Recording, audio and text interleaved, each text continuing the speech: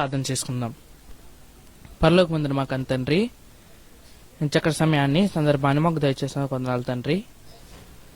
చక్కగా ఈ అమూల్యమైన ఈ విశేషమైన ఈ సమయంలో చరిత్రను మరలా ధ్యానించుకునే అవకాశాన్ని మాకు ఇచ్చినది కొందనాలు తండ్రి.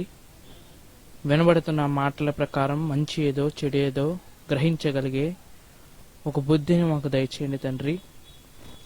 రాజుల గ్రంథాలు మేము చదువుకొని చుండగా వారి పరిపాలనా పద్ధతిని కాకుండా వారు ఏ విధముగా రక్షింపబడ్డారనే విషయాన్ని మేము తెలుసుకునేందుకు సహాయాన్ని అనుగ్రహించండి తండ్రి.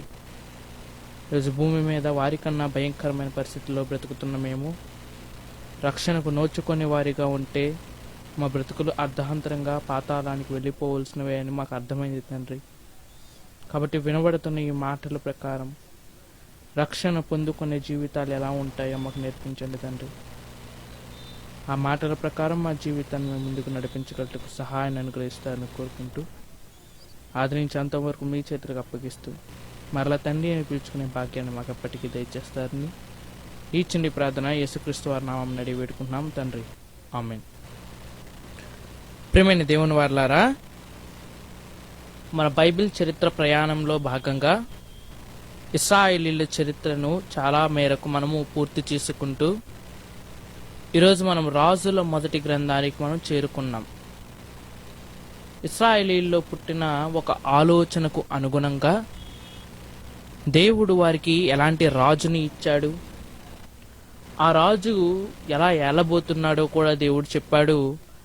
ఆ రాజు ఏలిన పరిపాలనా పద్ధతి ఏమిటి, దేవునికి విరుద్ధముగా తమ సొంత నిర్ణయాలతో తమ ప్రయాణాన్ని మొదలుపెట్టిన ఇశ్రాయేలీయుల యొక్క రాజరికం ఎలా ముందుకు సాగింది, దానిలో భాగంగా మనం రెండు గ్రంథాల ద్వారా మొదటి ఇద్దరు రాజులు ఎలా ప్రవర్తించారో వారి ప్రవర్తన విధానం ఎలా ఉందో మనం నేర్చుకుంటూ ముందుకు వెళ్ళాం.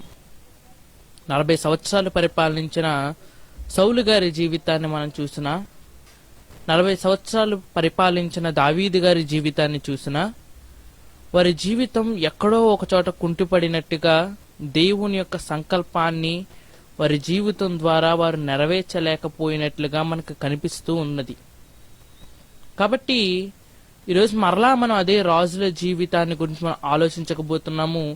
అయితే అంత డీటెయిల్గా ఒక రాజు ఇద్దరు రాజులో కాదండి, యావత్ ఇశ్రాయేలీయులు పరిపాలించిన అటు యూదా రాజుల కోసము ఇటు ఇశ్రాయేలీయుల రాజుల కోసము మనం తెలుసుకోబోతున్నాం. అయితే బయట ప్రపంచంలో రాజుల కోసం చెప్పడానికి అనేక మంది ఉన్నారు, రాజుల కోసం చెప్పడానికి అనేక గ్రంథాలు ఉన్నాయి. ఈరోజు లోక సంబంధంగా మనం చదువుకునే పుస్తకాల్లో ఒకానొక సబ్జెక్టే హిస్టరీ అని చెబుతూ ఉంటారు. ఈ హిస్టరీలో ఏమని చెబుతూ ఉంటారంటే ముఖ్యంగా వారి దేశం చరిత్ర కోసం చెబుతూ ఉంటారు, ఆ తర్వాత అంతర్జాతీయ చరిత్ర కోసం చెబుతూ ఉంటారు, ప్రపంచ చరిత్ర కోసం. మన దేశాన్ని పలానా రాజులు పరిపాలించారు, ఎలా పరిపాలించారు, వారి కాలంలో ఎలా ఉంది, ఆ రాజుల యొక్క చరిత్ర ఇది. ప్రపంచం ఆ యొక్క రాజులు పరిపాలించిన ఆ స్థానాలను బట్టి, ప్రపంచం ఆ రాజులు పరిపాలించిన కోటలను బట్టి కొంతమందిని గొప్పవారిగా అంచనా వేసింది, కొంతమంది మంచివారిగా అంచనా వేసింది, కొంతమందిని తెలివైన వారిగా అంచనా వేసింది. అంతేనా కాదా? ఈరోజు హైదరాబాద్ని ఒకప్పుడు ఒక నవాబు పాలించేవాడిని చెబుతూ ఉంటారు, అతని పేరే అలీ హుస్సేన్ అని చెబుతూ ఉంటారు. అతని ప్రపంచం ఏ విధంగా గుర్తించింది అంటే అతని ప్రపంచంలోనే తాను ఉన్న ఆ కాలంలో గొప్ప ధనికుడు అని మాట్లాడుతూ ఉంటారు. అలాగే ఒక రాజైన అలెగ్జాండర్ కోసం చెప్పుకునేటప్పుడు అతను యుద్ధ రీతిని ఉద్ధరించి మాట్లాడుతూ ఉంటారు. ఏమనంటే అతను బాగా యుద్ధాలు చేసేవాడు, తన దేశమైన గ్రీస్ను వదిలిపెట్టి మన భారతదేశం వరకు ఉన్న దేశాలన్నీ జయించుకుంటూ వచ్చాడు. మనుషులుగా ఒక రాజు చరిత్రను కానీ ఒక వ్యక్తి జీవితాన్ని కానీ మనం ఆలోచిస్తున్నప్పుడు మనం పరిగణలోనికి తీసుకునే ఫ్యాక్టర్స్ అనగా మనం పరిగణలోనికి తీసుకునే అంశాలు ఏమిటంటే ఆ రాజుకున్న ఆస్తి ఎంత, ఆ రాజుకున్న పిల్లలు ఎంతమంది, ఆ రాజు తన జీవితంలో ఎన్ని సామ్రాజ్యాలను అతను జయించాడు, ఇవి మనం పరిగణలోనికి తీసుకొచ్చేమో కానీ దేవాది దేవుడు ఒక రాజు గొప్పవాడా, మంచివాడా, చెడ్డవాడా, చరిత్రలో మిగలవలసిన వాడా, చరిత్రలో కలిసిపోవలసిన వాడా, దేన్ని బట్టి ఆయన బేరీజు వేస్తున్నాడంటే, ఏం ఫ్యాక్టర్స్ ఆయన తీసుకుంటున్నాడంటే ఆ వ్యక్తి రక్షణ పొందుకున్నవాడా కాదా అనే దాని మీదే ఆ వ్యక్తి యొక్క రాజరికం అనేది ఆధారపడి ఉన్నది. మనుషులుగా మనము కొంతమందిని ధనిక రాజులని చెబుతాము, కొంతమంది పేద రాజులని చెబుతాము, కొంతమంది సామంత రాజులని చెబుతాము, కొంతమందిని చక్రవర్తులని అభివర్ణిస్తాము. అందరికీ ఉన్నది రాజరికమే అయినా వారి స్థాయిల్ని బట్టి, వారి ఆస్తిని బట్టి వారికి అంతస్తులు ఇస్తున్నాం కదా. దేవుడు కూడా మనం రాజు అనుకున్న వాడిని ఆయన రాజుగా ఒప్పుకోవటం లేదు, కానీ ఆయన రాజుగా ఎవరిని తీసుకుంటున్నాడంటే ఆత్మ సంబంధంగా రక్షణ పొందుకున్నవాడు.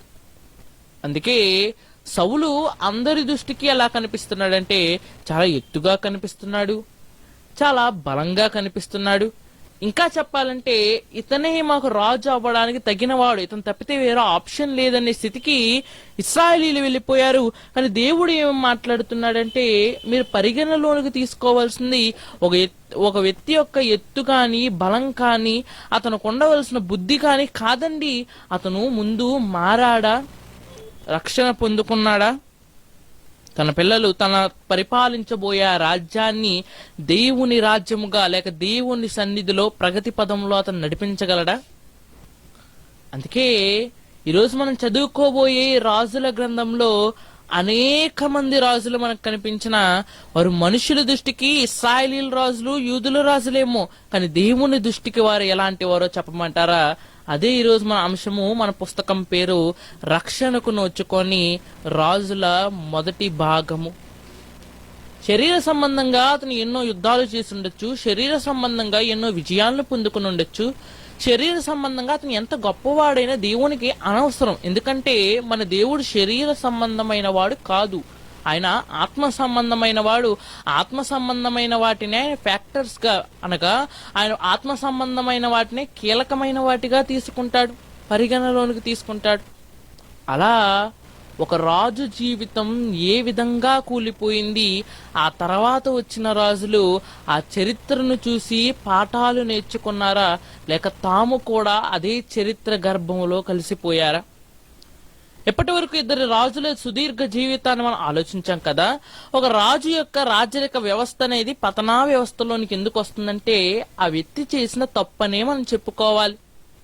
ఒక దేశంలో కరువు వస్తే కేవలం ప్రభుత్వం కూలిపోతుందేమో, ఒక దేశంలో భయంకరమైన రోగం వస్తే ప్రజలు చనిపోతారేమో, కానీ ఒక వ్యక్తి పాపం చేసినప్పుడు ఏమవుతుందంటే ఆత్మీయంగా అతను బ్రేక్ డౌన్ అవుతాడు. అనగా ఉదాహరణకు బ్రేక్ డౌన్ అనే మాటకు మనకు అర్థం తెలియాలంటే అప్పుడప్పుడు కార్ రేసులు జరుగుతూ ఉంటాయి.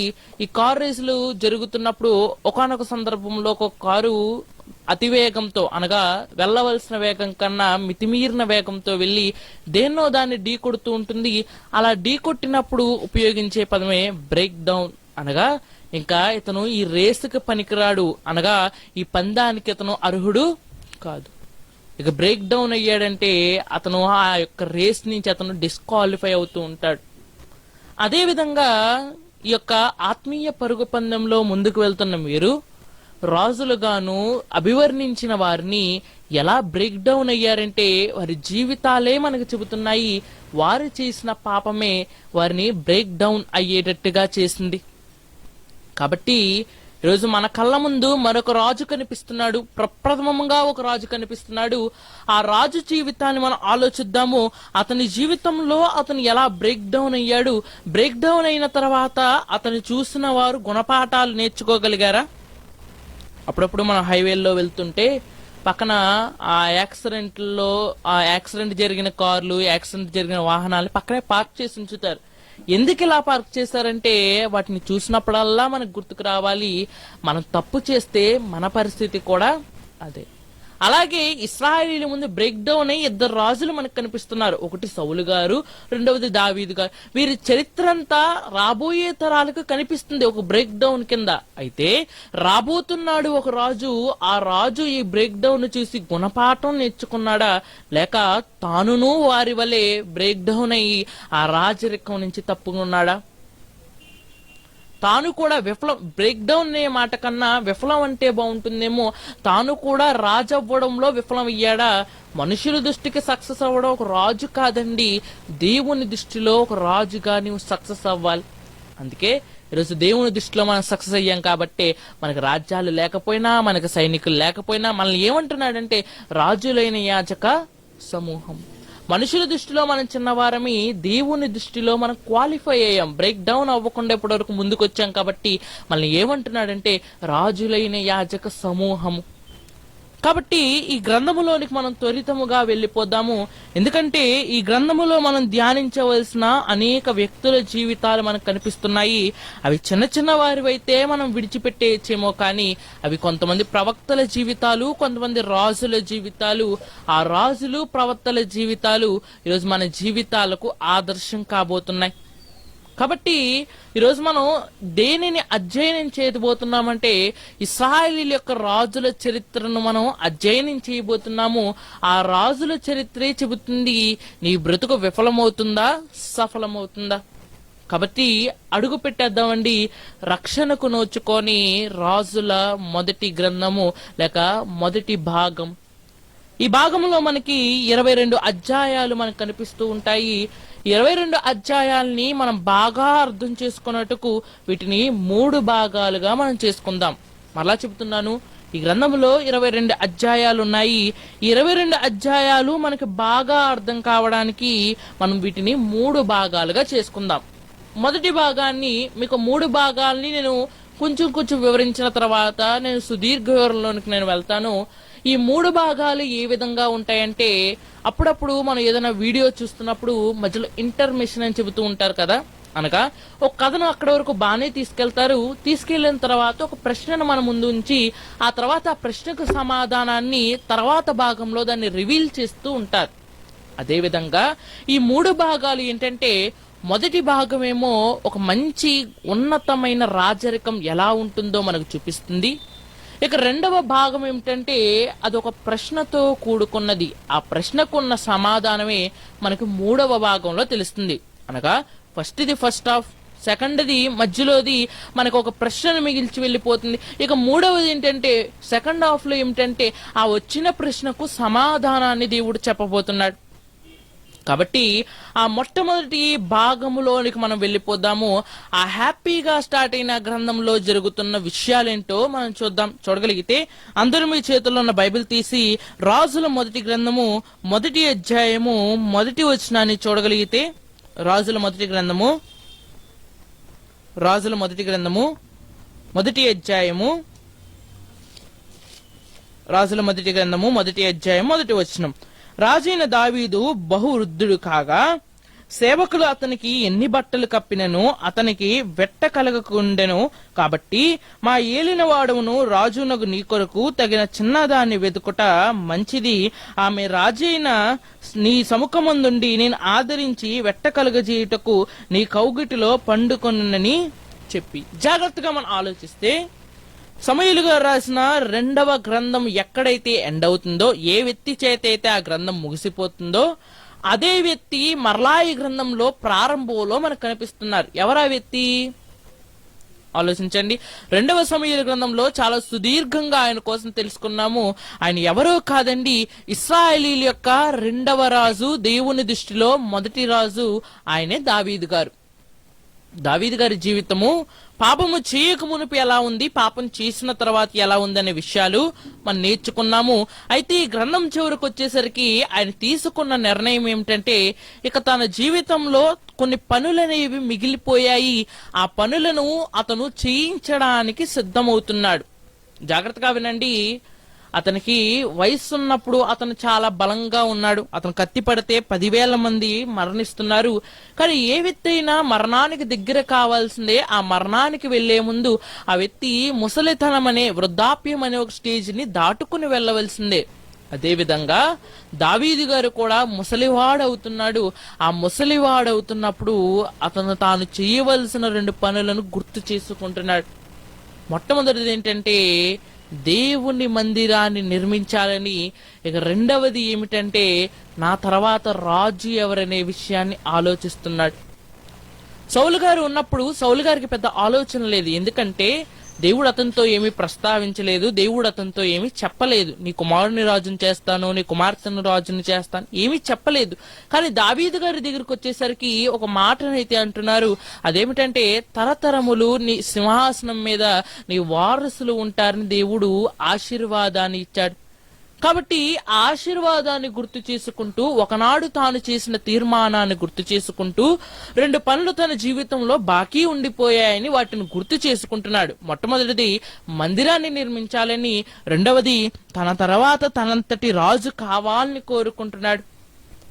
ఇలాంటి ప్రశ్నలకు సమాధానంగా ఒక వ్యక్తి పేరు వినిపించిందండి. ఎవరా వ్యక్తి, ఎక్కడున్నాడు ఆ వ్యక్తి అని మనం ఆలోచించగలిగితే 17వ వచనంలో మనం చూడగలిగితే, 17వ వచనం, నా ఏలినవాడ, నీవు నీ దేవుడైన యెహోవా తోడని నీ సేవకురాలైన నాకు ప్రమాణము చేసి ఆవశ్యకముగా నీ కుమారుడైన సొలొమోను నా వెనక ఏలువాడై నా సింహాసనం మీద ఆసీనుడగనని సెలవిచ్చితివే. ఆయన జీవితంలో ఆయనకు మిగిలిపోయి ఉన్న 2 పనులు, ఆ బాకీ పడిన ఆ పనులు తీర్చడానికి 2 ప్రశ్నలకు ఒకటే సమాధానం దొరికింది. అదేమిటంటే దేవుడే అతనితో చెప్పిస్తున్నాడు, నీ కుమారుడైన సొలొమోనే రాజు కావాలి. ఇంకా చెప్పమంటావా, నీ చేతులతో మందిరాన్ని కట్టడానికి నీకు వీలు పడదు, ఎందుకంటే నీవు బ్రతుకుండగా చాలా యుద్ధాలు చేసావు, నీ కుమారుడు కట్టాలి. ఇంకా చెప్పమంటావా, నీ కుమారుడి యొక్క కాలంలో అసలు యుద్ధాలే ఉండవు.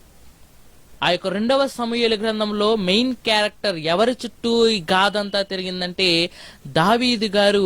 ఇక ఈ మొదటి రాజుల గ్రంథము మొదటి భాగం దగ్గరకు వచ్చేసరికి కథ ఎవరి దగ్గర నుంచి ఎవరి దగ్గర షిఫ్ట్ అయిందంటే దావీదు గారి దగ్గర నుంచి అతని కుమారుడైన సొలొమోను గారు. ఇక ఈ సొలొమోను గారి గురించి మాట్లాడుకోవాల్సి వస్తే, ప్రపంచంలోనే ఉన్న జ్ఞానులందరికన్నా గొప్పవాడు. ఇతనికి ఇంకొక పేరు కూడా ఉంది, అతని పేరే యెదిద్యా అని మాట్లాడుతూ ఉంటాడు, అనగా యెహోవాకు ప్రియుడు. దావీదు దేవునికి ఎలా ఇష్టానుసారుడో సొలొమోను అన్నా కూడా దేవునికి అంతే ఇష్టానుసారుడండి. అందుకే అతని పేరులో కూడా ఒక ప్రతిధ్వనిస్తుంది, ఏమనంటే అతను ఎవరో కాదు, యెహోవాకు ప్రియుడు. అలా ప్రియుడై ఉన్నవాడి కోసం దేవుడు ఎన్నో ఆలోచనలు చేశాడు. అవి ఎంత గొప్పవంటే, అతని చేతే తన మందిరాన్ని నిర్మించుకోవాలనుకుంటున్నాడు, అతని చేతే రాజసింహాసాన్ని అధిష్ఠించాలనుకుంటున్నాడు. ఇంకా అతని కాలంలో ఆ రాజ్యము బంగారు కాలంగా ఉండాలని ఆయన కోరుకున్నాడు. ఇంకా ఆయన కాలంలో అసలు ఆ యొక్క ప్రాంతంలో యుద్ధాలే జరగకుండా చూసుకున్నాడు. ఒక రాజు యొక్క ప్రారంభం అనేది, అభివృద్ధి అనేది చాలా బాగా స్టార్ట్ అయింది. ఒకనాడు దావీదు గారు ఎలాగైతే తన అధిష్టానాన్ని 12 గోత్రాల్లో ఎలాగైతే కొద్ది కొద్దిగా నిలుపుకున్నాడో, సొలొమోను గారిని కూడా దేవుడు అదే విధంగా కొద్ది కొద్దిగా వెలుగులోనికి తీసుకొస్తూ ఉన్నాడు. ఒక వెలుగులోనికి వస్తున్న వ్యక్తికి అభివృద్ధిని జోడించినట్టుగా ఆ వెలుగులోనికి వస్తున్న ఆ వ్యక్తికి అధికారం వచ్చిందండి. వెంటనే ప్రచురింపబడుతున్నాయి, అందరికీ తెలపబడుతున్నాయి. అదేమిటంటే, బెత్షెబా కుమారుడు దావీదు కుమారుడైన సొలొమోను ఈరోజు రాజు కాబోతున్నాడు, అభిషక్తుడు. దావీదు ఎలాగైతే కంచెర గాడిద మీద ఊరేగింపబడ్డాడో, సొలొమోను కూడా అదే విధంగా దేవుని ఇష్టానుసారం చొప్పున అదే కంచెర గాడిద మీద ఊరేగింపబడి తన తల్లి పక్కన ఒక సింహాసనాన్ని ఏర్పరచుకొని 12 గోత్రాలకు రాజుగా మారాడు. ఆరంభం చాలా బాగుందండి, కానీ ముగింపు కూడా ఈ విధంగా ఉంటే బాగుండునేమో.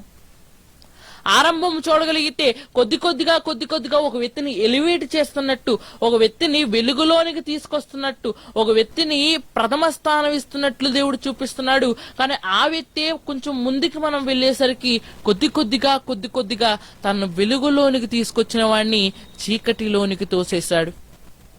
మీకు ముందుగానే చెప్పాను, ఒక రాజు రాజరికం నిలబడాలంటే అతని ధనము అవి పరిగణలోనికి రావండి. ఆత్మీయులుగా మన ఆలోచనలో ఉండవలసింది ఏంటంటే, ఒక రాజు గొప్పవాడైనా అతని అధికారం నిలబడాలి అన్నా అతను దేవుని మాట వినేవాడై ఉండాలి. నిజానికి చెప్పాలంటే ప్రపంచంలో అందరికన్నా గొప్పవాడు, ప్రపంచంలో అందరికన్నా మొట్టమొదటి రాజు ఎవరంటే ఆదికాండం 10వ అధ్యాయంలో మనకు కనిపిస్తూ ఉంటాడు. అతని పేరే నిమ్రోదు. అతనికి ఒక గుడ్ నేమ్ కూడా ఉంది, సర్ నేమ్ కూడా ఉంది. ఏంటంటే అతను యెహోవా యొక్క వీలుకాడు, అనగా అతను గురి తప్పదు, మడిమ తిప్పడు. అంత గొప్పవాడైనా సరే అతను తన కొరకు తాను పట్టణాలు కట్టించుకుని ఆ పట్టణాల్లో ఒక పట్టణమైన బాబేలు గోపురం ద్వారా దేవుని ఆలోచననే భంగపరచాలని కోరుకున్నాడు. అతని రాజరికం ఏమైందో తెలుసా? నిలబడలేదు. ఒకనాడు సౌలు గారు దేవునిలోనికి బానే వచ్చాడు. వచ్చిన వెంటనే ప్రవక్తల వెంబడి వెళ్తున్నాడు, ప్రవక్తలతో పాటు ప్రవచిస్తున్నాడు.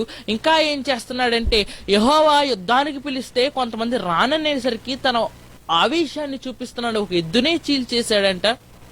కానీ కొద్ది కొద్దిగా దారి తప్పుతున్నట్లుగా మనకు కనిపిస్తుంది. ఆ దారి తప్పిన అతని జీవితం యుద్ధంలో మరణించింది.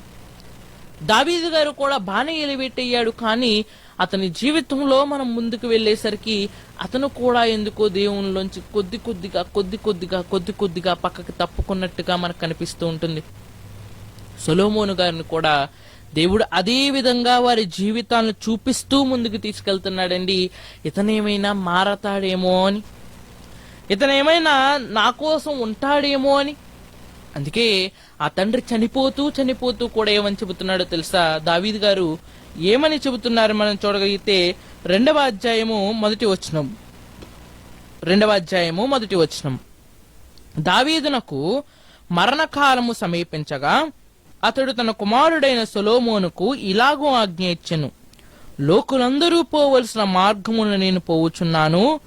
కాబట్టి నీవు ధైర్యము తెచ్చుకుని నిబ్బరము కలిగి నీ దేవుడైన యెహోవా అప్పగించిన దాన్ని కాపాడి ఆయన మార్గములను అనుసరించిన ఎడల నువ్వు ఏ పని పూనుకున్నను ఎక్కడ తిరిగినను అన్నిటిలోనూ వివేకముగా నడుచుకుందువు. ఒక తండ్రి చనిపోతూ కూడా తన జీవితంలో తాను చేసిన తప్పుల నిమిత్తం ఒకసారి జ్ఞాపకం చేస్తూ ఏమని మాట్లాడుతున్నాడంటే, నాయనా నా జీవితంలో నేను ఇలాంటి తప్పులు నేను చేశాను, నా జీవితము ఈరోజు ఇలా మారిపోయింది, నా జీవితం ఎందుకు ఇలా అయిపోయింది అంటే నా జీవితంలో నేను చేసిన ఒక తప్పే నన్ను ఈ స్థితికి తీసుకొచ్చింది. అయితే నీవు అలాంటి తప్పు చేయకూడదు. ఏం చేయాలో తెలుసా?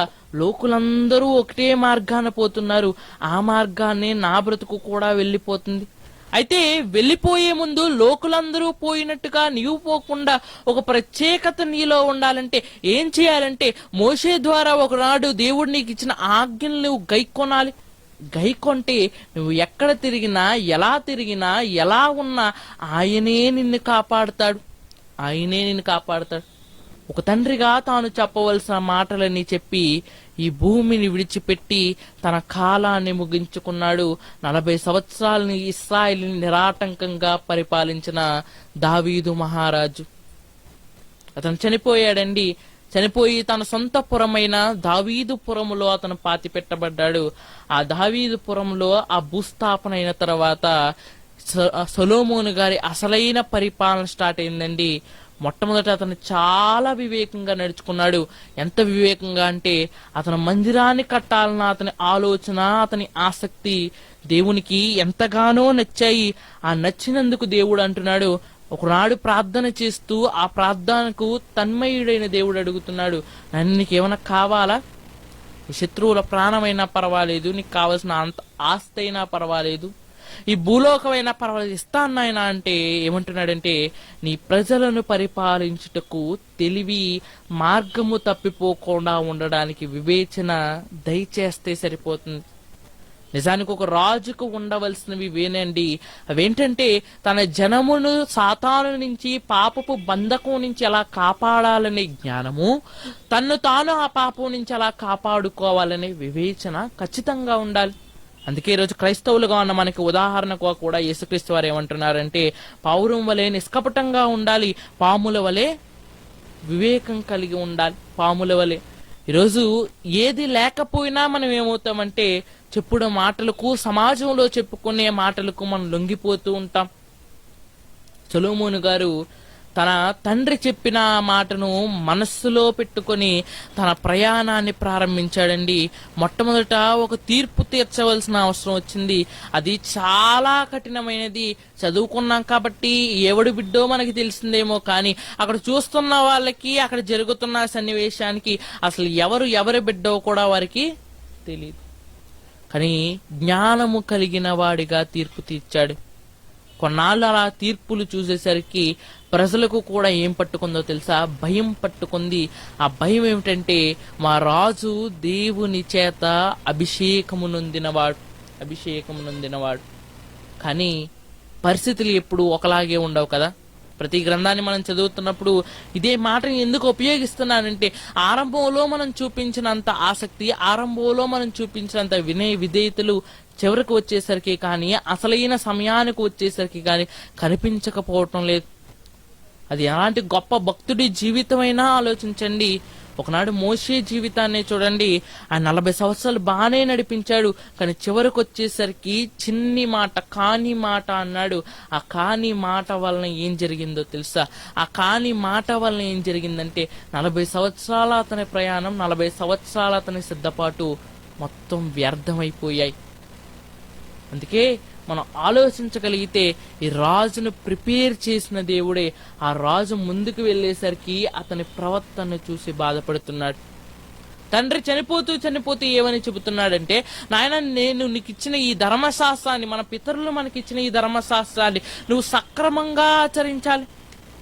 కానీ ఆచరించలేకపోయాడండి. మొట్టమొదటి తప్పు ఏం చేశాడో తెలుసా? ఫరో యొక్క కుమార్తెను పెండ్లి చేసుకున్నాడు.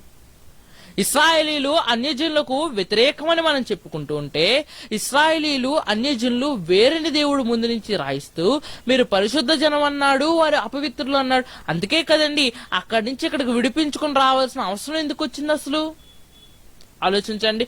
ఐగుప్తు అనే ఇనప కొలిమి అని దేవుడే మాట్లాడుతూ, ఆ ఇనప కొలిమి నుంచి దేవుడు రక్షించాల్సిన అవసరం ఎందుకు వచ్చిందంటే, వారికి వేరే ఉండాలి. ఐగుప్తీయుల యొక్క పందా వేరు, మీ పందా వేరు. ఐగుప్తీయుల యొక్క మోటో వేరు, మీ మోటో వేరు. వారు శరీర సంబంధులు, మీరు ఆత్మ సంబంధమైన వారు. ఆత్మ సంబంధమైన మీరు శరీర సంబంధులతో కలిస్తే ఏ విధంగా ఉంటుంది? అసలు మీకు వాళ్ళకి పోలిక ఏమన్నా ఉందా?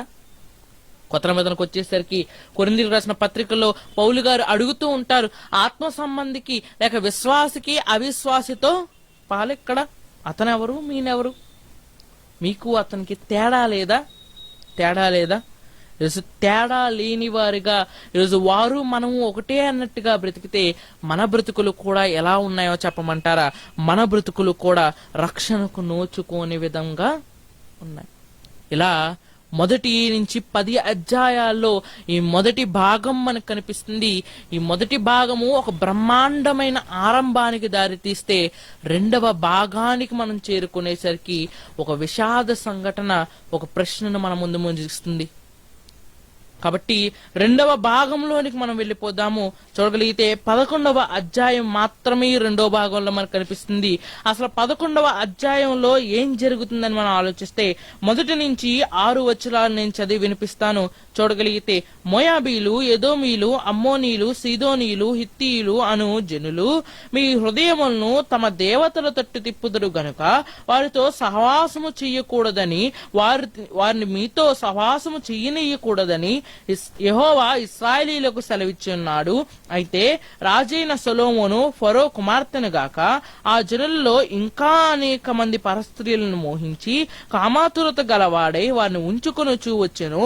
అతనికి 700 రాజకుమార్తెలైన భార్యలను 300 మంది ఉపపత్నులను కలిగి ఉండిరి. అతని భార్యలు అతని హృదయమును తిప్పివేసిరి. సొలొమోను వృద్ధుడైనప్పుడు అతని భార్యలు అతని హృదయమును ఇతర దేవతల తట్టు తిప్పగా, అతని తండ్రి అయిన దావీదు హృదయము వలె అతని హృదయమును దేవుడైన యెహోవా యెడల యథార్థము కాకపోయింది.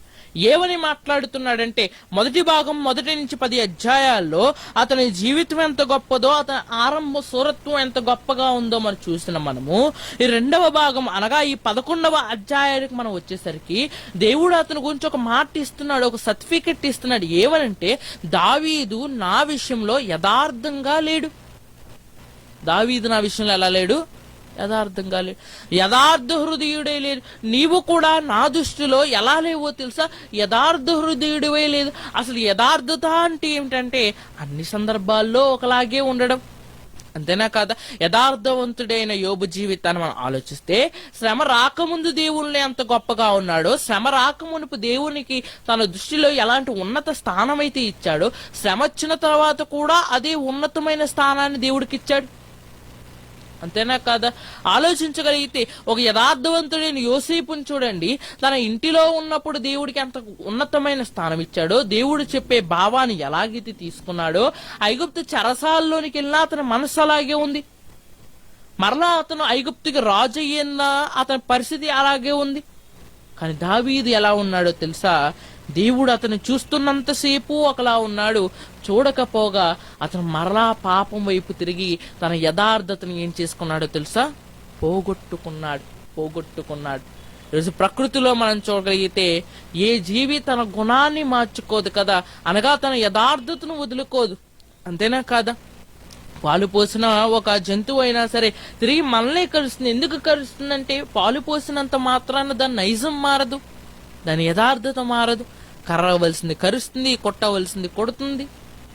కానీ మనుషులుగా మనమేనండి సందర్భానికి తగినట్టుగా మారిపోతూ ఉంటాము.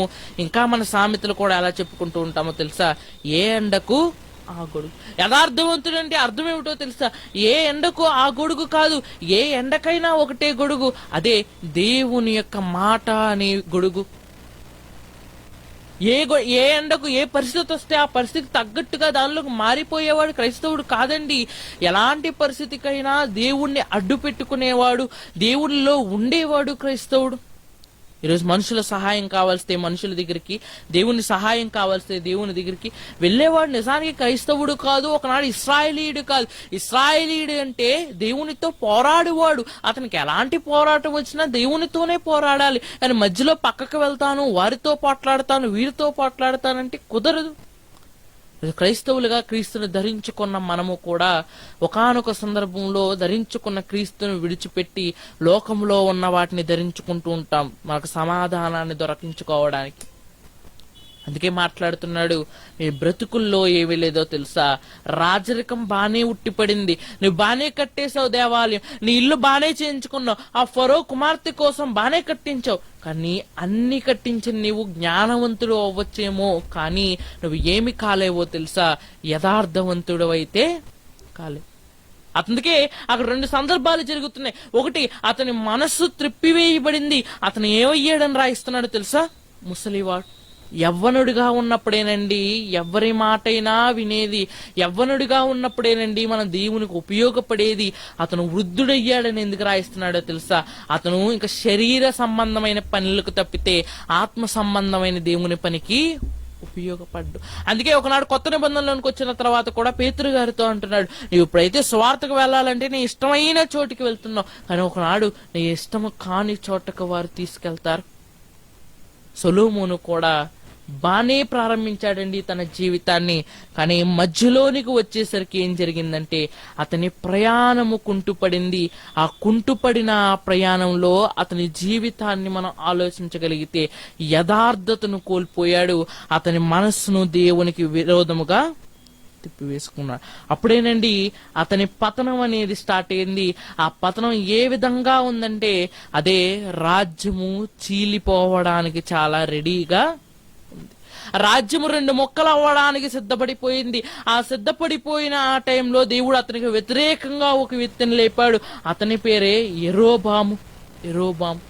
రాజ్యం అప్పటి వరకు బయట నుంచి యుద్ధాలు కలిగి ఉందేమో, కానీ సొలొమోను గారి కాలంలో అసలు యుద్ధాలే లేవు. కానీ యుద్ధం అతను దిగే సమయానికి స్టార్ట్ అయింది. అది బయట నుంచి వస్తున్న వ్యక్తి కాదు, బయట నుంచి వస్తున్న శత్రువులు కాదండి, లోపల నుంచే శత్రువులు అతన్ని దెబ్బతీయాలనుకుంటున్నారు. దెబ్బతీయడానికి అతనికి వచ్చింది శోధన కాదు, అతను చేసిన పాపానికి వచ్చిన శిక్ష. మొదటి భాగం 1 నుంచి 10 అధ్యాయాల్లో అతని గొప్ప ఉన్నత ప్రారంభం మనకు కనిపిస్తుంది. ఇక రెండవ భాగానికి అనగా ఈ 11వ అధ్యాయానికి మనం రాగలిగితే, ఈరోజు మనం చదువుకున్న ఈ 11వ అధ్యాయంలో మనం చూడగలిగితే అతని డౌన్ ఫాల్ అనగా అతను ఏ విధముగా విఫలమయ్యాడు, అతని జీవితం దేవునిలో ఏ విధముగా తొట్టిల్లిపోయింది, అతని జీవితం ఏ విధంగా సమసిపోయిందనే విషయాలు మనకి కనబడుతూ ఉంటాయి. ఇక మూడవ భాగానికి మనం వెళ్ళిపోదాము. ఈ మూడవ భాగంలో అనేక మంది రాజులు వచ్చారండి.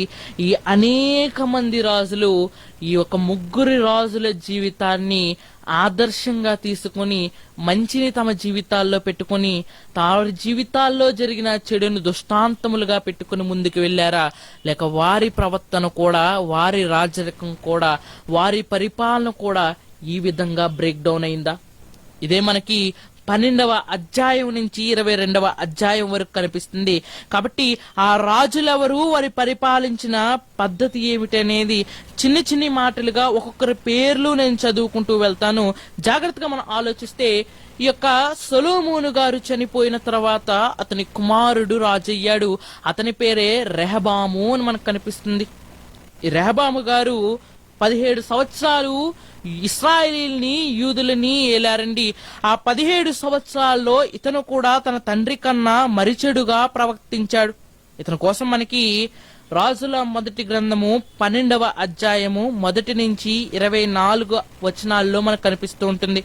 మళ్ళా చెబుతున్నాను, ఇప్పుడు రాజుల యొక్క ప్రస్తావన పట్టికను మీకు చదివి వినిపిస్తాను. ఒక్కొక్క రాజు ఎలా పరిపాలించాడనే విధానాన్ని మీకు చదివి వినిపిస్తాను. మొదటి రాజు రెహబాము. రెహబాము పరిపాలన చేసిన తర్వాత అతని పరిపాలనలో ఏం జరిగిందంటే, ఒకరోజు జనాలందరూ ఇతని దగ్గరకు వచ్చి ఒక మనవి చేసుకుంటున్నారు, ఒక పిటిషన్ అడుగుతున్నారు. ఏంటంటే, నాయన మీ తండ్రి ఉన్నంతసేపు ఆ మందిరం కట్టించి మా బ్రతుకుల నిండా పని నింపేశాడు, నీవైనా కొంచెం ఆ కాడిని సులువు చేస్తావా? వెంటనే రెహబాము అన్నాడు, ఆలోచించుకుని చెబుతాను, 3 రోజులు టైం ఇయ్యండి అని అడిగాడు. ఆ 3 రోజుల టైంలో మొట్టమొదట అతను ఎవరిని అడిగాడంటే సలహా తన తండ్రి కాలం నుంచి ఉన్న పెద్దల్ని అడిగాడు. ఏమనంటే, వారు కాడిని సులువు చేయమంటున్నారు, చెయ్యనా వద్దా? వెంటనే ఆ పెద్దలు అన్నీ తెలిసిన వారుగా ఏమంటున్నారంటే, చెయ్యి బాబు, అప్పుడు నీకే వారి సపోర్ట్ ఇంకా పెరుగుతుంది. అయితే వారి మాటలు కాకుండా సెకండ్ ఒపీనియన్ గా మరొకరు ఒపీనియన్ తీసుకున్నాడు. ఈసారి ఎవరు ఒపీనియన్ అంటే, తనతోటి వారు, తనతో పుట్టిన వారిని అడుగుతున్నాడు. ఏం చేయనంటే వారు తొంటరి సమాధానాన్ని ఇచ్చారు. ఆ తొంటరి సమాధానం ఏమిటంటే, ఆ 3వ రోజు ప్రజలు వచ్చారు, ఆసక్తిగా ఎదురు చూస్తున్నారు. ఏమనంటే, మా రాజు మమ్మల్ని మంచిగా ఏళ్తాడు కదా, మంచి ఆన్సర్ చెప్తాడు, ఈ రోజు మమ్మల్ని అందుకే పిలిపించాడు అనగానే రెహబాము తన ప్రసంగాన్ని స్టార్ట్ చేశాడు. ఏమనో తెలుసా? మా తండ్రి కేవలం చుబుకలతో మిమ్మల్ని కొట్టాడు, అనగా గుర్రాలను కొట్టే తాళ్లతోనే మిమ్మల్ని కొట్టాడు. నేను ఎలా కొడతానో తెలుసా? కొరడాలతో కొడతాను. నా తండ్రి గోరంత మాత్రమే మీ మీద మోపాడు, నేను కొండంత మోపడానికి సిద్ధంగా ఉన్నాను. నా కోసం మీరు ఒక నగరిని కట్టాలి, ఆ నగరిని కట్టిన తర్వాత మీకు విడుదలిస్తాను. వెంటనే ప్రజలకు మండిపోయిందండి. అప్పటి వరకు ఆ ప్రజల్లోనే పుట్టిన ఒక విప్లవవాది యెరోబాము అన్నాడు, ఇక ఈ రాజుతో మనకి పని లేదు, ఈ యూదా రాజుతో మనకు పని లేదు. ఈ యూదుడు వాళ్ళ యూదులకే సపోర్ట్ చేసుకుంటున్నాడు కనుక మిగతా ఇశ్రాయేలీయులారా, మిగతా 10 గోత్రాలారా, మనం వెళ్ళిపోదాం వేరే చోటికి. రాజ్యము విడిపోయిందండి. అప్పటి వరకు ఇశ్రాయేలీల రాజులని పిలువబడ్డారు. ఇక వారి పర్టిక్యులర్ మారిపోయింది, వారి టేబుల్స్ మారిపోయాయి. యూదా రాజులు సపరేటు, ఇశ్రాయేలీల రాజులు సపరేట్. యూదా రాజులు ఎంతమంది ఉన్నారని మనం ఆలోచించగలిగితే 20 మంది యూదా రాజులు మనకి కనిపిస్తూ ఉంటారు. అయితే ఈ గ్రంథాన్ని చదివే వారికి నేను చెప్పే విషయం ఏమిటంటే, ఈ గ్రంథాన్ని మనం చదువుతున్నప్పుడు ఒకటే అధ్యాయంలో 2 రాజుల ప్రస్తావన మనకు చెబుతూ ఉంటాడు. అనగా యూదా రాజుల పలానా పరిపాలనా తేదీలో పలానా వ్యక్తి వచ్చాడు, ఇశ్రాయేలీల రాజుల పలానా వ్యక్తి కాలంలో పలానా వ్యక్తి చనిపోయాడు. ఇవన్నీ మనం చదువుతుంటే మనకు అర్థం కాదు. కాబట్టి మీకోసం ఒక పట్టికను నేను రెడీ చేశాను, ఆ పట్టికను చదివి వినిపిస్తాను. ముందుగా యూదా రాజుల గురించి మనం తెలుసుకుందాం. యూదా రాజుల్లో మొదటి రాజు రెహబాము, 2వ రాజు పేరు అబియా. ఈ అబియా రాజు ఎన్ని సంవత్సరాలు పరిపాలించాడంటే 3 సంవత్సరాలు పరిపాలించాడండి. ఇతను కూడా ఎలా ప్రవర్తించాడు, ఎలా పరిపాలించాడంటే అతను కూడా చెడుతనముగా ప్రవర్తించాడు. ఇక ఆ తర్వాత మరొక రాజు వచ్చాడండి. ఆ రాజు పేరే ఒక మంచి రాజు ఆసా. యాసా ఎన్ని సంవత్సరాలు పరిపాలించాడంటే తన పితరుల వారే 41 సంవత్సరాలు పరిపాలించాడు. మరలా మొదటి నుంచి చెబుతాను, జాగ్రత్తగా వినండి. రెహబాము 17 సంవత్సరాలు పరిపాలించాడు. అయినా అతను చెడుతనముగా ప్రవర్తించాడు, మంచి రాజు కాదు అని చెప్పేసుకుందాం, చాలా ఈజీగా ఉంటుంది. రెండవది అబియా అనే రాజు వచ్చాడు. అతను 3 సంవత్సరాలు పరిపాలించాడు, అతను కూడా చెడ్డరాజే. ఇక మూడవది ఆసా అనే ఒక రాజు వచ్చాడు. ఈ ఆసా అనే రాజు 41 సంవత్సరాలు పరిపాలించాడు. ఇతను చాలా మంచి రాజు, కానీ చివరిలోనికి వచ్చేసరికి కొంచెం విగ్రహారాధన చేసి ఇతను కూడా తన జీవితంలో బ్రేక్ డౌన్ అయ్యాడు. ఇక నాలుగవ రాజు ఎవరంటే అతనేనండి ఇశ్రాయేలీల్లో దావీదు తర్వాత దావీదంత గొప్పగా పరిపాలించిన రాజు, ఆయనే యెహోషాపాతు. ఎన్ని సంవత్సరాలు పరిపాలించాడంటే 25 సంవత్సరాలు పరిపాలించాడు. అతను యథార్థముగా ప్రవర్తించాడు. ఇక ఆ తర్వాత మరొక రాజు ఎంటర్ అవుతున్నాడు, 5వ రాజు. ఈ 5వ రాజు ఎవరంటే యెహోరాము. ఇతను ఎన్ని సంవత్సరాలు పరిపాలించాడంటే 8 సంవత్సరాలు పరిపాలించాడు. ఆ 8 సంవత్సరాలు అతని పరిపాలన కోసం అని చెప్పుకోవాల్సి వస్తే అది కూడా చెడుతనముగా ప్రవర్తించాడు. ఇక ఆ తర్వాత అహజ్యా అనే ఒక రాజు అడుగు పెట్టాడు. ఈ అహజ్యా అనే ఒక రాజు 1 సంవత్సరం ఆ ఇశ్రాయేలీని ఏలాడు. ఆ 1 సంవత్సరంలో ఇశ్రాయేలీని మరింత చెడు వైపుకు నడిపించాడు. ఇక ఆ తర్వాత 7వదిగా ఒక రాజు కాదండి, ఒక రాణి పరిపాలించడం మొదలుపెట్టింది. ఇశ్రాయేలీల్లోనే మొట్టమొదట ఒక క్రూరమైన నియంతగా మనం చెప్పుకోవాల్సి వస్తే ఈవిడ పేరు మనకు చెప్పుకోవచ్చు. ఎవరు ఆవిడ అంటే ఆవిడ పేరే అతల్య. అతల్య 6 సంవత్సరాలు వారిని పరిపాలించింది. ఈ 6 సంవత్సరాల్లో అనేకమైన దుర్మార్గపు పనులు చేసింది. ఆ తర్వాత 8వగా మరలా ఒక మంచి రాజు వచ్చాడు. ఆ మంచి రాజు పేరే యోవాషు. ఎన్ని సంవత్సరాలు పరిపాలించాడంటే 40 సంవత్సరాలు పరిపాలించాడు. ఆ 40 సంవత్సరాల్లో కూడా చాలా యథార్థంగా ఉన్నాడు. ఇక 9వది ఎవరంటే అమజ్జా అనే ఒక రాజు వచ్చాడు. ఈ అమజ్జా అనే రాజు 29 సంవత్సరాలు పరిపాలించాడు. 29 సంవత్సరాల్లో కూడా కొంచెం మంచిగా ప్రవర్తించాడు. అంటే అటు దేవుళ్ళలోనూ ఉంటున్నాడు, ఇటు లోకంలోనూ కాలేస్తున్నాడు, చెప్పాలంటే మనలాగే. ఆ తర్వాత మరొక రాజు వచ్చాడు, అతని పేరే ఉజ్జియా. అతని 52 సంవత్సరాలు ఇశ్రాయేలీల్లో 2వ అతిపెద్ద రాజు, ఎక్కువ కాలం ఏలిన రాజు. 52 సంవత్సరాలు ఏలాడు. ఇతనున్నప్పుడే మందిరాన్ని మరలా ఇతను బాగు చేయించాడు. ఆ తర్వాత యోతాం అనే ఒక రాజు వచ్చాడు. 16 సంవత్సరాలు ఏలాడు. ఇతను కూడా యథార్థముగా ప్రవర్తించాడు. ఆ తర్వాత ఆహాజు అనే ఒక రాజు వచ్చాడు.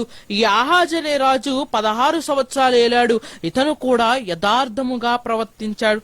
ఆ తర్వాత హిజ్కియా అనే ఒక రాజు వచ్చాడు.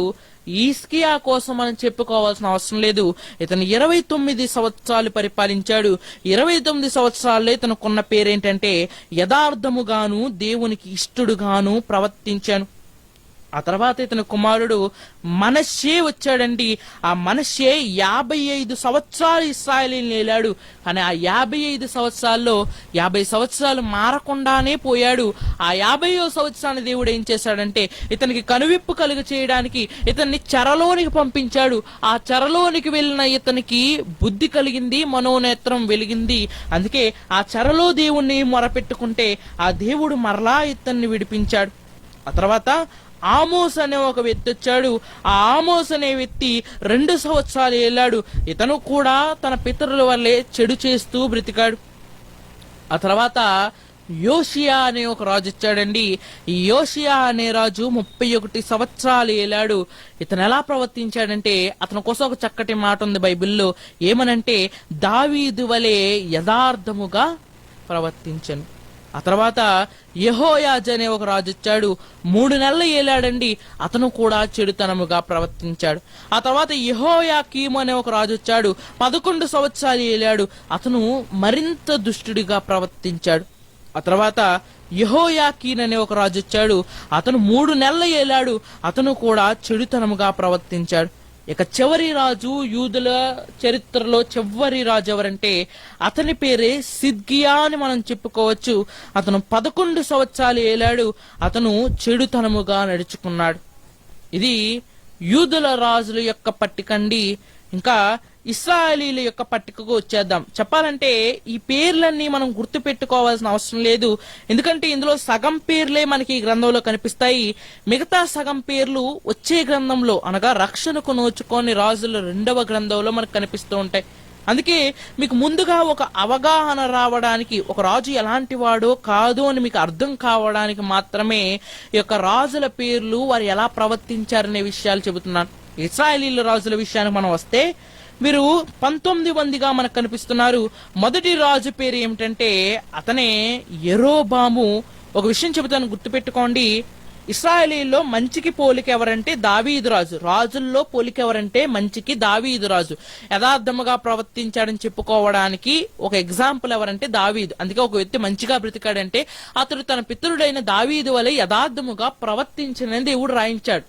అలాగే ఇశ్రాయేలీలకు చెడుకు కూడా ఒక ఫాలోవర్ ఉన్నాడు. ఎవరా వ్యక్తి అంటే మార్గదర్శి. ఆ చెడుకు మార్గదర్శి ఎవరంటే ఇప్పుడు మనం చెప్పుకున్న యెరోబాము గారు.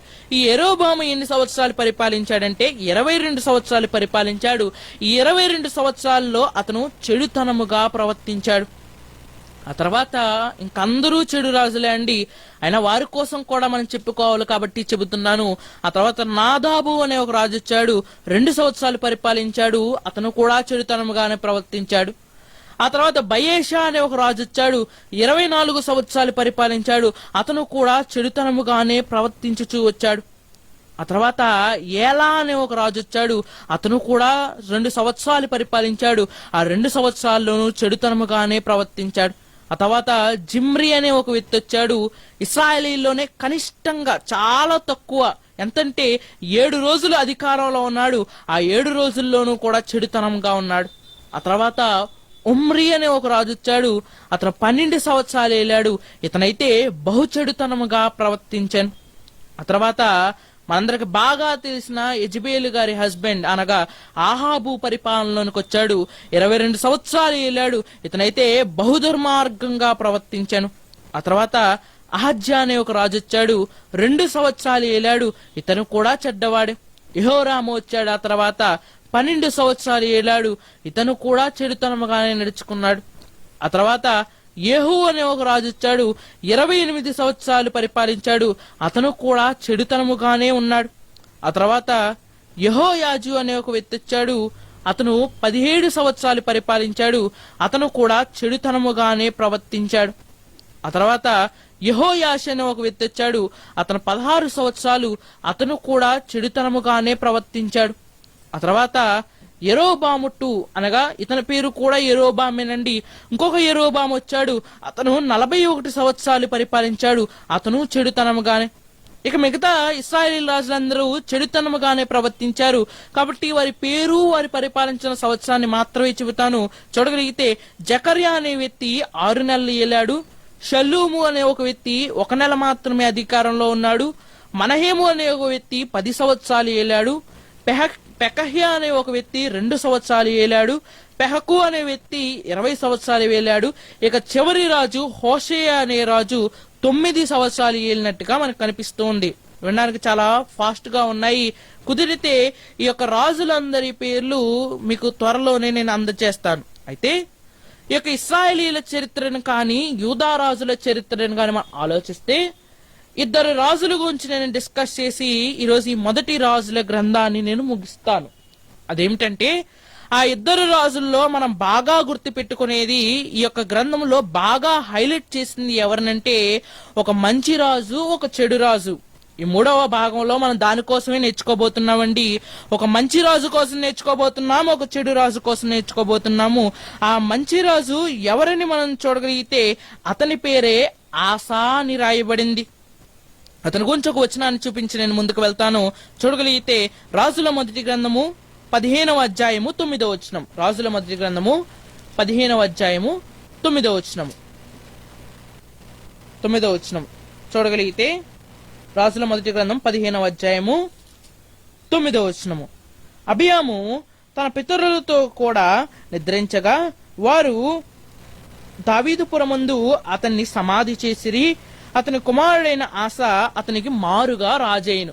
ఆసా కోసం మనం ఎందుకు చెప్పుకోవాలంటే ఈ ఆసా చాలా మంచి రాజు. ఈ మంచి రాజు దేవునిలో చాలా చక్కగా ప్రవర్తించాడు. దావీదు తర్వాత దావీదు అంత గొప్పగా మందిరంలో పండగ చేయడం అయినా సరే, దేవుణ్ణి ఆరాధించే పద్ధతి అయినా సరే ఇశ్రాయేలీలకు బాగా పరిచయం చేసింది ఎవరంటే ఈ రాజే. అయితే మంచి రాజు కోసం చెప్పుకోవడానికి పెద్ద విషయం ఏమీ లేదు, కానీ చెడు రాజు కోసం మనం మాట్లాడుకోవాల్సి వస్తే మనందరికీ బాగా తెలిసిన వ్యక్తి, ఇందాక కూడా నొక్కి వక్కానించిన అతని కోసం ఎవరా వ్యక్తి అంటే ఆ వ్యక్తి పేరే ఆహాబు. యాహాబు చరిత్రను తెలుసుకుంటున్నప్పుడు ఇక్కడే మరొక ప్రవక్త కూడా మనకు దర్శనం ఇస్తూ ఉంటాడండి. ఆ ప్రవక్త బైబిల్లో రోషము కలిగిన ప్రవక్త, అతనికి మాటకు ఎదురే లేదు, అతనే ఎదురు లేని ఏలియా. అందుకే ఆహాబు చెడురాజుగా ఎందుకు మారాడంటే ఆహాబు తన జీవితంలో ఇశ్రాయేలీయులకు హేయమైన ఒక దేవతను పరిచయం చేశాడు. ఆ దేవత పేరే బయలు. ఈ యొక్క సందర్భాన్ని, ఆహాజురాజు సందర్భాన్ని మనం చదివితే మనకు అర్థం కాదేమో, కానీ ఆ సందర్భాన్ని వివరించి చెబుతాను. అదేమిటంటే బైబిల్లో మనం ఎక్కువగా పరిశీలించే గ్రంథాల్లో ఈ మొదటి రాజుల గ్రంథంలో మనం ఎక్కువ పరిశీలించే భాగాలు ఏంటంటే ఏలియా గారు 450 మంది బయలు ప్రవక్తలతో పోరాటం చేస్తూ ఉంటారు. ఒక విషయం ఆలోచించండి, ఎప్పుడైనా మీరు ఆలోచించారా అసలు ఆ పోరాటం అనేది ఎందుకు జరిగింది? 450 మంది ప్రవక్తలు ఒకవైపు, ఈయన ఒకవైపు, అసలు దేనికోసం అంత పెద్ద గొడవ జరుగుతుంది? దేనికోసం అసలు వారికి మధ్య వివాదం అనేది చోటు చేసుకుంది? భూతాఘాతాలు ఏమన్నా ఉన్నాయా? ఆస్తి గొడవలు ఏమన్నా ఉన్నాయా? లేకపోతే సిద్ధాంతపరంగా ఏమన్నా గొడవలు ఉన్నాయా? ఏవీ లేవండి. వారికి మధ్య గొడవ ఏమిటంటే ఆ 450 మంది అంటున్నారు మా బయలు గొప్పవాడని, ఈ ఒక వ్యక్తో పక్క అంటున్నాడు యెహోవాయే గొప్పవాడని. ఇంతకీ ఎవరి వాదనకు రుజువు ఉందంటే మనందరికి బాగా తెలుసు. ఎవరి వాదనకు రుజువు ఉందో తెలుసా? కేవలము ఏలియా గారి మాటలకే. ఇంకొక ప్రప్రథమమైన ఒక ముఖ్యమైన విషయం ఇప్పటి వరకు మీరు ఆలోచించిన ఒక విషయం చెప్పి నేను ముగిస్తాను. అదేమిటంటే అసలు వారి వాదమాడుకుంటే వాదమాడుకోవచ్చు, కానీ వారి పరీక్ష కూడా ఎలా ఉందో తెలుసా? ఆకాశం నుంచి రప్పిస్తేనే దేవుడా? ఆలోచించండి, పరీక్ష కూడా దేని విషయంలో పెట్టుకున్నారో తెలుసా? ఆకాశం నుంచి అగ్ని రప్పించిన వాడే దేవుడు. అగ్ని రప్పిస్తేనే దేవుడా, రప్పించకపోతే దేవుడు కాదా అంటే అసలు అక్కడ ప్రశ్న ఆకాశం కోసమేనండి. ఏలియా అంటున్నాడు మా దేవుడు ఆకాశమునకు దేవుడు, ఇంకా అంటున్నాడు ఆకాశం ఆయన సింహాసనం. ఒక పక్క బయలు ప్రవక్తలు అంటున్నారు. అసలు బయలు అంటే అర్థం ఏమిటంటే ఆకాశానికి దేవుడు. ఆకాశం నుంచి వర్షం రావాలంటే బయలు అనుగ్రహం ఇవ్వాలి. అందుకే ఏలియా గారు ప్రీ ప్లానెడ్ గా వచ్చారండి. అసలు ఛాలెంజ్ జరిగే ముందు ఏం జరుగుతుందో తెలుసా? 3.5 సంవత్సరాలు కరువు వచ్చిందంట. కరువు అంటే అర్థం ఏమిటో తెలుసా? వర్షం ఆగిపోయింది. ఇప్పుడు ప్రజలకు సందేహం వస్తుంది, ఏమనంటే ఆ బయలే గనక నిజంగా ఉంటే ఈ పాటికి వర్షం వచ్చినే, 3 సంవత్సరాల నుంచి వర్షం రావటం లేదంటే బయలు లేడు. ఆ యెహోవాయే ఉంటే మనకు వర్షం వచ్చినే, కానీ ఆ యెహోవా కూడా లేదు. అలాంటి టైంలో ప్రజలు సందేహంలో పడిపోయారు. యెహోవాని ఆరాధించాలా, బయలును ఆరాధించాలా? ఆ సందేహాలను తెరతెంచడానికి ఒక వ్యక్తి వచ్చాడండి. ఆహాబు ఏం చెబుతున్నాడో తెలుసా? మన బయలు గొప్పవాడు, ఆకాశం నుంచి అగ్నిని దింపుతాడు, ఆకాశం నుంచి మనకు వర్షాన్ని ఇస్తాడు. అలాంటి టైంలో ఏలియా గారు అడుగుపెట్టి ఆయన వేస్తున్న ప్రశ్న ఏంటంటే నీళ్ళొద్దు, అగ్ని రప్పిస్తే సరిపోతుంది. కానీ వారు ప్రయత్నించారండి. ఆకాశం నుంచి అగ్ని కాదు కదా, నిప్పు రవ్వ కూడా దిగలేదు. కానీ ఏలియా గారు ప్రార్థించేసరికి ఆకాశం నుంచి అగ్ని దిగింది. ఇంకా చెప్పమంటారా? అక్కడ సందర్భం అయిపోగానే మనం చదవగలిగితే అక్కడ గట్టిగా ఉరుములు వస్తున్నాయంట. వెంటనే ఏలియా అంటున్నాడు ఆహాబుతో, నీవు నీ ఇంటికి త్వరగా వెళ్ళిపో. ఈ గ్రంథము చెప్పుకోవాలంటే సొలొమోను గారి పట్టాభిషేకం కన్నా గొప్ప విషయం ఏమిటో చెప్పమంటారా? ఇశ్రాయేలీలందరి మనస్సుల్లో ఏలియా ఒక ముద్ర వేశాడండి. అదేమిటంటే మన దేవుడు గొప్పవాడు. ఎంత గొప్పవాడంటే ఆకాశము కన్నా గొప్పవాడు. ఈ విషయాన్ని అసలు రాజులు వారికి చెప్పాలి, ప్రవక్తల అవసరం వారికి లేదండి. అందుకే ప్రారంభంలో మనకి యాజకులు కనిపిస్తారు, ప్రారంభంలో మనకి న్యాయాధిపతులు కనిపిస్తారు. ఆ న్యాయాధిపతులు చెప్పలేని విషయాన్ని దేవుడు రాజులకు అప్పగిస్తే ఆ రాజులు చెప్పలేని విషయాన్ని మనకు చెప్పడానికి ఎవరు రెడీ అయ్యారో తెలుసా? ఆ రాజులు చెప్పలేని విషయాన్ని మనకి ప్రవక్తలు రెడీ అయ్యారండి. ఆ ప్రవక్తలే కోకొల్లలుగా తర్వాత గ్రంథంలో మనకు కనిపిస్తూ ఉంటారు. ఇలా ఈ రాజుల మొదటి గ్రంథం అనేది ముగించబడింది. మరలా 3 భాగాల్ని చిన్నగా నేను ముగిస్తాను సమయభావాన్ని బట్టి. మనకు మొదటి భాగము సొలొమోను గారి యొక్క ఉన్నత ప్రారంభం మనకు కనిపిస్తుంది. మొదటి 10 అధ్యాయాల్లో 11వ అధ్యాయానికి వచ్చేసరికి ఒక ప్రశ్న మిగిలిపోయింది. అదేంటంటే, 3 రాజుల జీవితాన్ని చూసిన ఇశ్రాయేలీల జాతి ఆ రాజులను ఆదర్శంగా తీసుకుని మంచిలో మంచిగా చెడుకు దూరంగా బ్రతుకుతారా? ఆ ప్రశ్నను నిజం చేస్తూ మనం 12వ అధ్యాయం నుంచి 22వ అధ్యాయాల్లో ఆ రక్షణకు నోచుకోని రాజులు ఎవరో మనం చదువుకున్నాం. కాబట్టి పరిశీలన చేయండి. నేను చెప్పింది కొద్ది మొత్తం మాత్రమే, ఒక వ్యక్తి జీవితాన్ని కేంద్రీకృతం చేసి మాత్రమే చెప్పాను, ఎందుకంటే ఆ వ్యక్తి మాత్రమే ఇంపార్టెంట్. కాబట్టి ఇంకా ఈ గ్రంథంలో అనేక మంది వ్యక్తులు ఉన్నారు. అనేక మంది వ్యక్తుల జీవితాలు మనకు నేర్పించేది ఏంటంటే, దేవునిలో లేని మన బ్రతుకులు, రక్షణకు నోచుకోలేని బ్రతుకులు. అలా రక్షణకు నోచుకోలేని నాడు రాజైనా సరే ఎవరైనా సరే అతనికి నాశనము తప్పదు.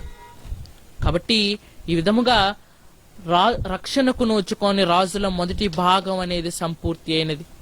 ఇప్పుడు మన ముందున్న ప్రశ్న ఏంటంటే, ఇప్పుడు ఈ మొదటి రాజుల గ్రంథంలో ఒక 5 రాజులు ఇశ్రాయేలీల్లో, ఒక 5 రాజులు యోధాలోను వీళ్ళుంటారు. ఇంకా 10 మంది రాజులు, ఇంకా 10 మంది ఇశ్రాయేలీలోను, 10 మంది యోధాలోను రాజులు మిగిలి ఉన్నారు కదా. మరి పరిపాలన ఏ విధంగా ఉంది? దేవుడు ఎన్నాళ్ళు సహిస్తాడు? సహనానికి కూడా అర్థం ఉంటుంది కదా. దేవుని సహనానికి హద్దెక్కడుంది? రాజులు చెప్పలేని ఆ విషయాన్ని ప్రవక్తలు అందుకున్నారు కదా. ప్రవక్తల దాకా ఈ విషయం ఎలా వెళ్ళింది? ఇశ్రాయేలీల యొక్క చరిత్ర ఎలా ఉండబోతుంది? చరిత్రను మార్చేవారిగా ఉన్నారా ఆ రాజులు, లేక చరిత్ర కాలగర్భంలో కలిసిపోయే విధంగా ఉన్నారా? వచ్చే వారము రక్షణకు నోచుకొని రాజుల 2వ భాగంలో ఆలోచిద్దాము. అప్పటి వరకు దేవుని కృప నిమిత్తము చిన్న ప్రార్థన చేసుకునే అంశాన్ని అయితే మనం ముగించుకుందాం. అందరూ కళ్ళు మూసుకున్నట్లయితే ప్రార్థన చేసుకుందాం. పరలోకమందున మా కన్న తండ్రి, ఈ చక్కటి సమయాన్ని, సందర్భాన్ని మాకు దయచేసినందుకు వందనాలు తండ్రి. ఈ చక్కటి సమయంలో మా బైబిల్ ధ్యానంలో అనేక గ్రంథాలు మేము దాటుకుని ఈ రక్షణకు నోచుకొని రాజుల మొదటి గ్రంథానికి మేము చేరుకున్నాం తండ్రి. సమయం చాలా ఎక్కువైంది తండ్రి. అయినా సరే అనేక మాటలు ప్రవాహము వలె నా నోటి వెంబడి త్వరితముగా వచ్చిన నీ పిల్లలు అర్థం చేసుకున్నారని భావిస్తున్నాం తండ్రి. ఈ వినబడుతున్న ఈ ప్రతి మాట వారి జీవితంలో కనబడగలటకు సహాయాన్ని అనుగ్రహించండి తండ్రి. వారి జీవితాలు ఎక్కడ పాపానికి దగ్గరే బ్రేక్ డౌన్ అవ్వకుండా, ఒకవేళ అయినా సరే మరలా తొందరగా రికవర్ అయి నీలో ముందుకు సాగగలటకు సహాయాన్ని అనుగ్రహించండి తండ్రి. రక్షణకు నోచుకొని రాజులు ఒకనాడు చరిత్ర గర్భంలో కలిసిపోయారు తండ్రి. ఈ రోజు రక్షణకు నోచుకొని మా బ్రతుకులు భూగర్భంలో కలిసిపోవడానికి సిద్ధంగా ఉన్నాయి తండ్రి. రక్షించండి తండ్రి, కాపాడండి తండ్రి. ఒక నిండు మనస్సుతో అర్థం చేసుకునేవారిగా, రక్షణకు యోగ్యులు కలిగా ఈరోజు నీలో ముందుకు సాగగలటకు సహాయాన్ని అనుగ్రహిస్తానని కోరుకుంటూ, వచ్చే వారం వరకు మమ్మల్ని అందరినీ కృపాహస్తంలో మమ్మల్ని దాచి కాచి కాపాడతారని కోరుకుంటూ, మరలా తండ్రి అని పిలుచుకునే భాగ్యాన్ని మా అందరికీ దయచేస్తారని ఈ చిన్ని ప్రార్థన యేసుక్రీస్తు వారి నామమున అడిగి వేడుకుంటున్నాం తండ్రి. ఆమేన్. సతగావని మీ అందరికీ ప్రభు పేరట నా వందనాలు.